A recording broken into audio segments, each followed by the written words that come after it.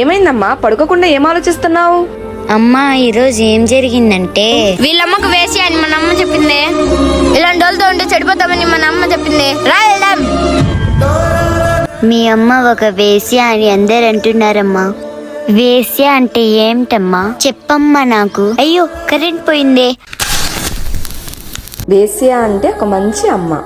తన జీవితం నాశనం అయిపోతున్నా సరే తన అనుకున్న వాళ్ళ జీవితం బాగుపడాలని కోరుకునేది వేశ్య అమ్మ. ఈ కొవ్వొత్తిలాగా. అక్క ఏంటి? ఎవరు కావాలో వాడే సెలెక్ట్ చేసుకుంటాడు. మనకు కావాల్సింది డబ్బు, వాడికి కావాల్సింది సుఖం. కానీ పిల్ల కావాలంట. పిల్ల కావాలా? అందమైన అమ్మాయిలు అంటే సెట్ చేయగలం, ఆంటీలు అంటే సెట్ చేయగలం. పిల్ల ఇప్పటికిప్పుడు ఎలా సెట్ చేయగలమే?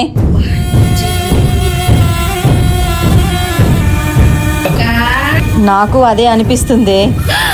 ఇక నేను చెప్పడం ఎందుకు, పని కానిచ్చేయండి. రేపు జ్యోతిని ఒక కస్టమర్ దగ్గర పంపించండి, దీన్ని తీసుకెళ్ళండి. అక్క అందుకే నువ్వు దానయ్యావు.